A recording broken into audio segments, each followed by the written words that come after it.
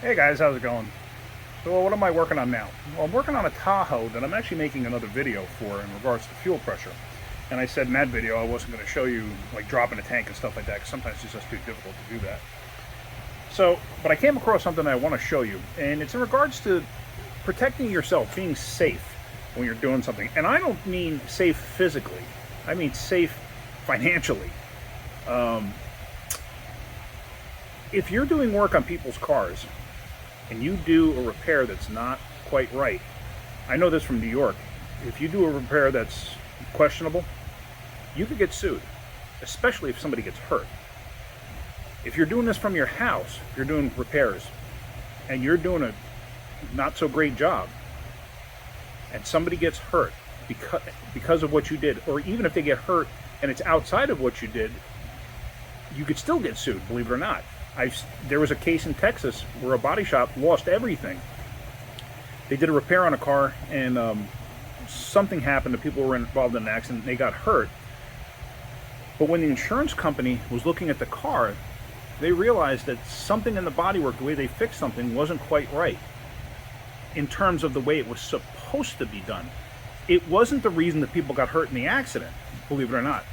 But they were able to sue that body shop, and the body shop owner lost everything. It happens.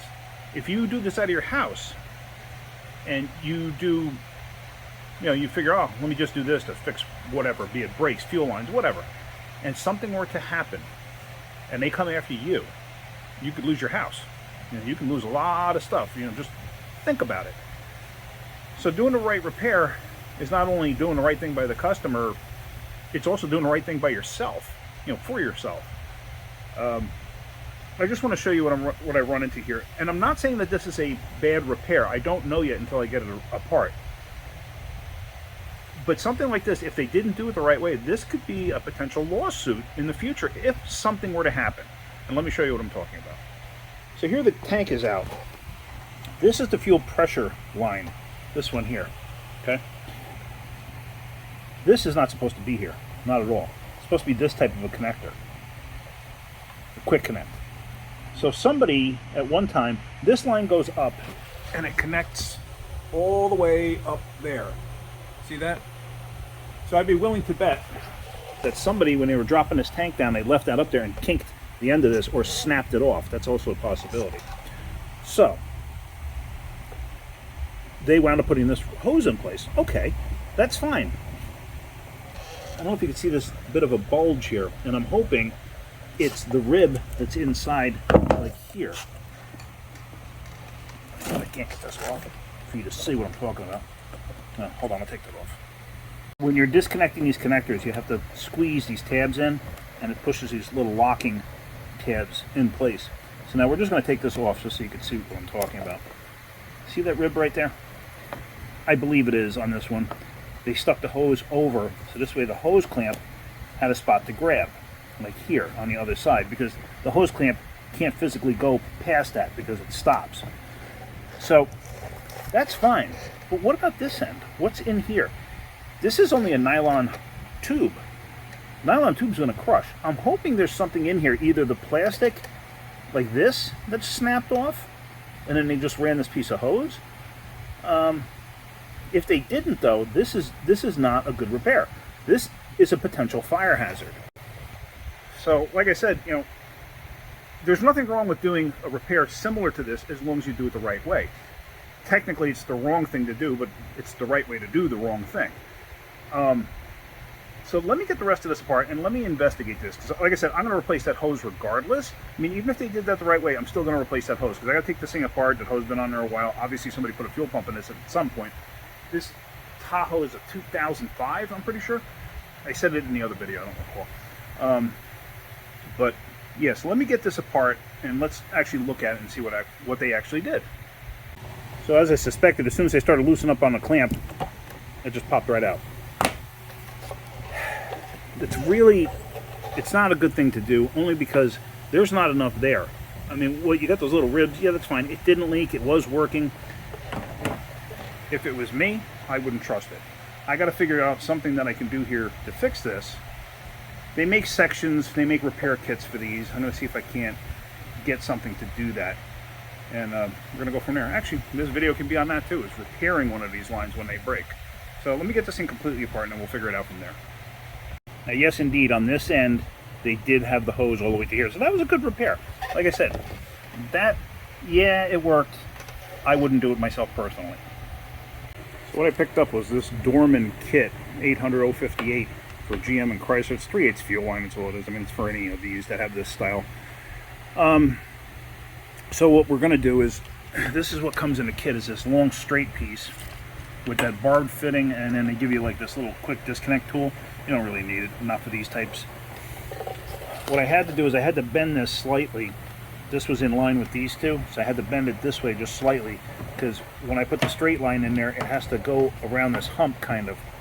So I'm figuring that this line is going to fit in the tank like this. You kind of got to judge where it's supposed to be, like roughly there.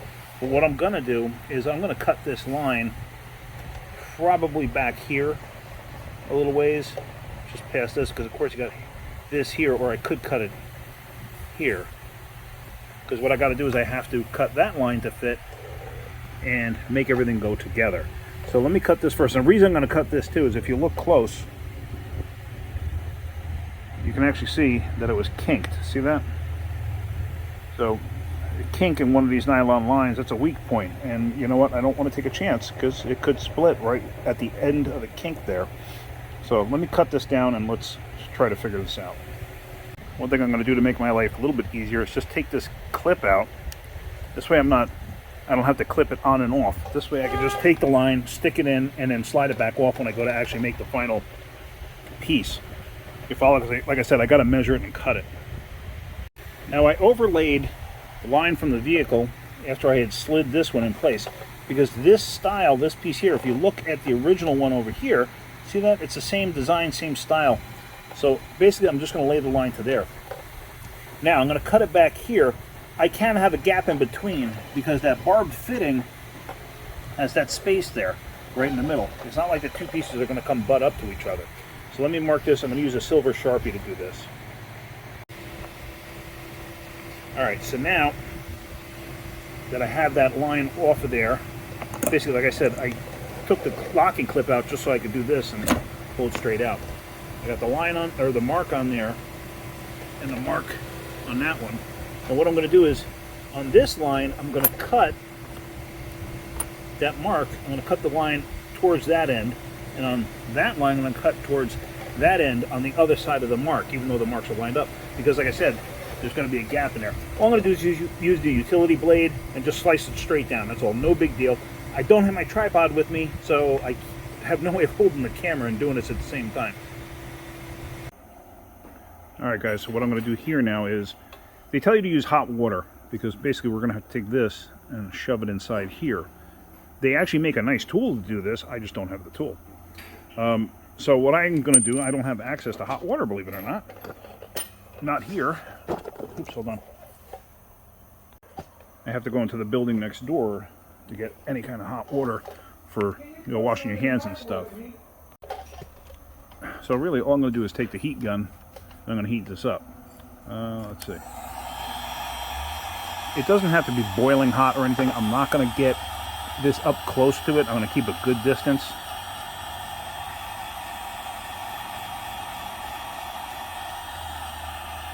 So you just want to get some heat in it, because this nylon line does flex pretty well. And these barbed fittings, you don't have to put clamps on it, believe it or not, when you're done.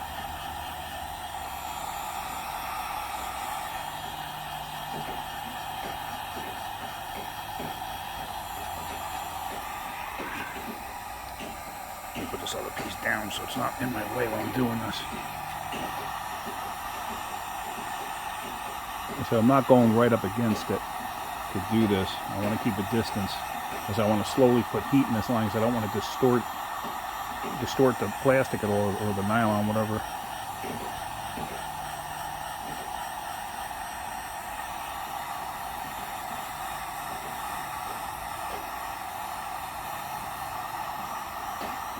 I mean, I'm assuming if you were in a jam and you needed to do this on the side of the road, I'm assuming you could probably do this with a lighter, but you got to be careful so you don't overheat the line.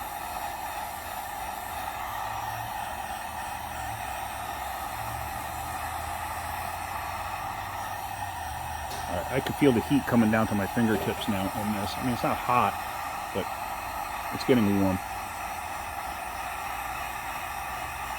which is good. That's what we want. We want warm.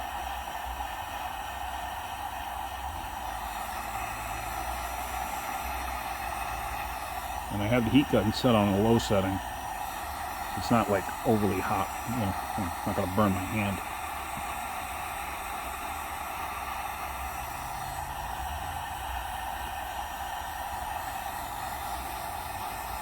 You notice I've gotten closer and closer because I didn't realize that it wasn't as hot as I thought it was from the very beginning. Hold on one second.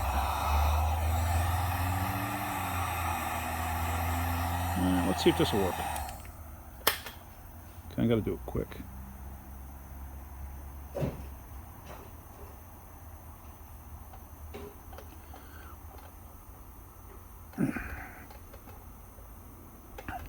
And actually put it down on the ground and try to push it in further. Hang on. So there you see, I got it all together. Went in nice. I basically put this end down on the ground, had my hand wrapped around this, and then just, you know, forced it in, kind of like how you saw. So now let me do this end. I'm not going to show you me heating this up, but I just did it on the other end so you can get a general idea. And you could see how you could see the barbs there? So now you don't need any clamps on this. This was going to work perfectly like this. So let me heat this end up and then we'll put this one together. This is actually a slightly different type of material too. Even though it's nylon, I'm not quite sure what the inside is made out of. It's just, like I said, it's a slightly different. I don't know why, but it is. Alright, so I got that heated up. Let's see if we can't get this together. I'll probably have to do the same thing. Well, this one's going together a little bit easier, actually.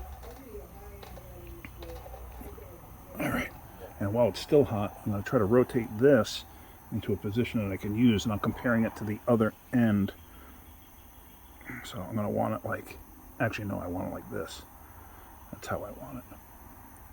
Okay, so now I'm going to let that cool off, and that's perfect. That's exactly what we need to do to repair the line. Alright, so now we're ready to install the line. So just take the clip, put the clip on this connector first, and it snaps in place, see, that way it doesn't fall off. So then, when you go on here, it's just there. Now it's positively locked in place. So now, just take your line and push it down where it belongs. Now, like I said, the reason I bent that was because the factory line had that curve to it like this one does. And in order to get it into here, it would be difficult if this thing was in the same position as the other ones. So now, just get this down and lock that in place. So that's it. Now that's a good professional repair. It looks good, it's safe. If somebody else take this thing apart in the future, they'll look at it and say, okay, they'll see somebody did a repair and they did a quality repair. So anyway, that's it. I just wanted to show you that, you know, it's just, it's about sometimes, you know, you really got to do the right thing to protect yourself. Because if you don't, you can wind up in a lot of trouble. And like I said, not with the law or anything, but, you know, you don't want to get sued. That's for darn certain. Alright, so that's it. Hopefully you're getting something out of my videos. If you are, hit that like button. If you could, please subscribe. Alright guys, have a great day. Keep wrenching.